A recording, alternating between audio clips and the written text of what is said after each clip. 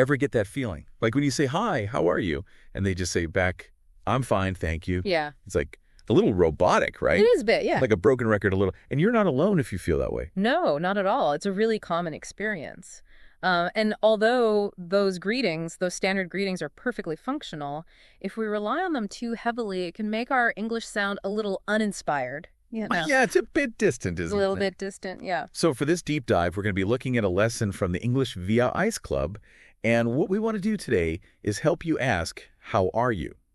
In a more interesting way, and also reply to, how are you? Without just saying, I'm fine. So we're going to be looking at a whole bunch of different, more interesting ways of doing that. That's right. So we're looking at injecting a bit more life and personality into those first few moments of a conversation. And we're going to look at, how to vary our responses, look at some more casual greetings, and perhaps most importantly, how to keep the conversation going after those first exchanges. So let's start off by unpacking how we actually answer that question. How are you? Mm-hmm. We often just say, I'm fine, it's automatic.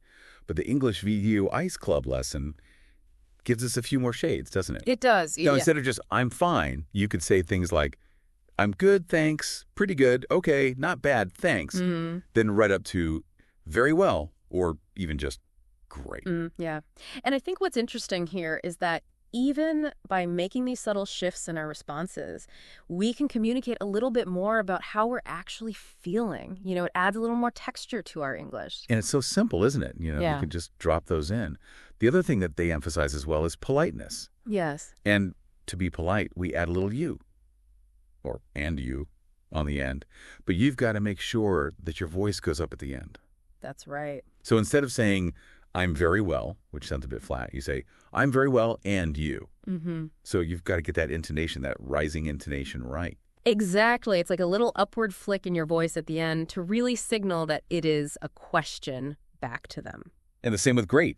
You wouldn't just say great, you'd say great. So we're always thinking about politeness and that little upward inflection. Absolutely. And it's so important for natural flow, isn't it? It shows that you are engaged and you're genuinely interested in hearing how the other person is as well. So we've talked about varying the answer. Yes. But what about asking the question? Now, we can fall into the trap of just saying, how are you? How are you? How are you? Yeah. All the time. And actually, one thing that they pointed out in this lesson is that if you see someone regularly, if you say to them, how are you? It can actually sound a little strange. It can. It can sound a little odd. If you think about it, if you've just seen someone a short while ago and you ask them, how are you? Again, it almost implies that you expect them to have had some huge change in their state in that time. Yeah. And usually that's not the case. Yeah. So it can make the question feel a little bit unnecessary. So for those everyday encounters when you see people often, the lesson suggests a few other informal ways that you can ask, how are you? That's right. So instead of saying that, you could say, how's it going? Mm-hmm. How are things? How are you doing? How's life? Now, the really important thing that they emphasize here is contractions. Yes. Using contractions in your spoken English will make it sound much more natural. Mm-hmm. So don't say, how is it going? No. You've got to say, how's it going? Exactly. And that's because how's is a contraction of how is. It's like a shortened form. Yeah. And the same applies to how are you doing? We're contracting how are. And actually, they even go so far as to say if you're being super casual, you could even drop the R altogether and just say, how you doing? Yeah. You often hear this, especially in American English. It's really informal, like when you're speaking to friends, for example, and the R just completely disappears. Yeah. So to give you an idea of how these greetings sound, they give a few little example dialogues. So let's have a look at this one. Hey, how's it going? Pretty good, thanks. You? Yeah, not bad. So we've got a nice little exchange there. And then let's look at this one. Hi, Olivier. How are things? Good, thanks. And you? I'm good. So again, we're not using how are you, but we're still having that same those opening greetings. Absolutely. It's all about adapting your language to the situation and the person that you're speaking to. So we've gone from more formal and polite greetings to everyday informal greetings. But now we're going to go into very informal greetings. Okay, so we're getting really casual here. Very casual, yeah. So they introduce us to a few phrases like, how's tricks? What's up? What's new? And a very simple, all right. And they stress that these are only for friends or people that you know well. Mhm. Don't use them in formal situations, right? Definitely not. Don't use these in a job interview or when you're speaking to your boss or anything like that. Keep it casual.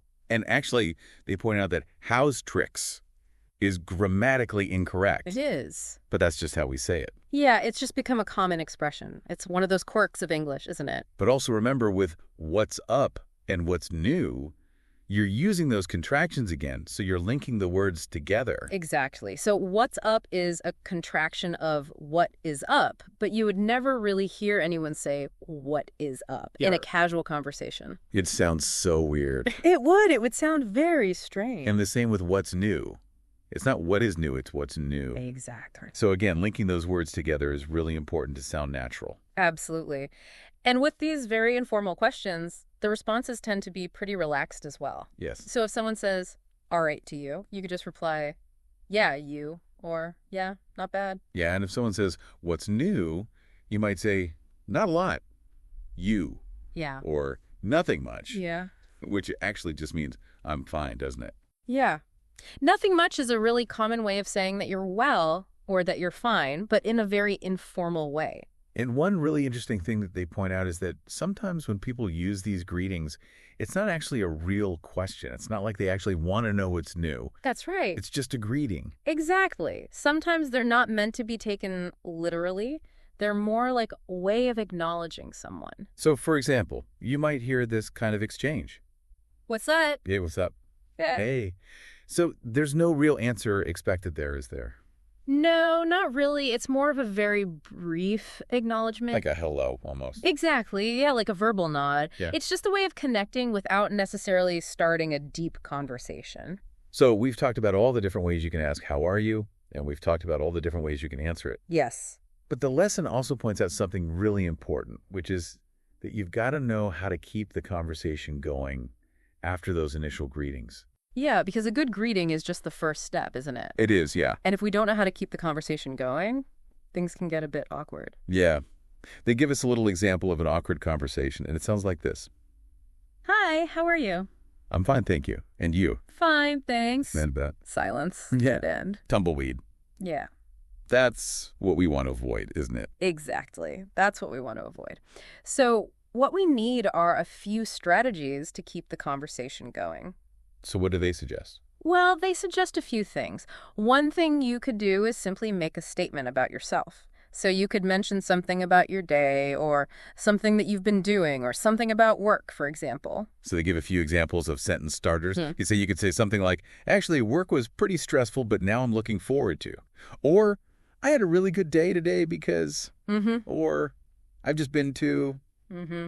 And all of those examples are giving the other person something to respond to. So it gives them a way to connect with you and ask more questions. It takes the pressure off them having to think of something to say. And then there's the good old faithful. The weather. Yeah. The weather. It's so British, isn't it? It is. They mention how much we British love talking about the weather. Yeah, but actually, it is a good topic. It is. Because almost everyone can relate to it, can't they? Absolutely. It's pretty universal. So you could say something like, "it's really hot today, isn't it?" Or, "it's been so wet the last few days." Or, "hopefully it'll be brighter this weekend." Yeah. It's just a way of, bridging that initial greeting and moving into something a little bit more conversational. And another thing that they suggest is asking another question. But instead of saying, "how are you?"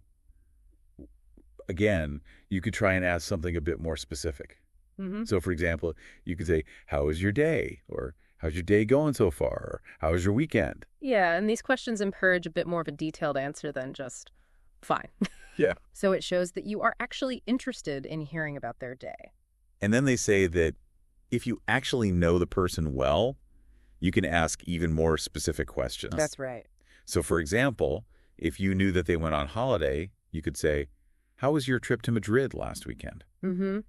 Or if you knew they were interested in football, you could say, "did you watch the football match last night?" Or if you knew they were expecting a visit from a relative, you could say, "is your brother visiting next week or the week after?" Exactly. So you're asking about something that you already know about them. And I think that's a really nice way to show that you're listening and that you're interested in their life. To show you how these different techniques work together, they give us a couple of example dialogues. So let's have a look at this first one. Hey, how are things? Good, thanks, but a little tired today.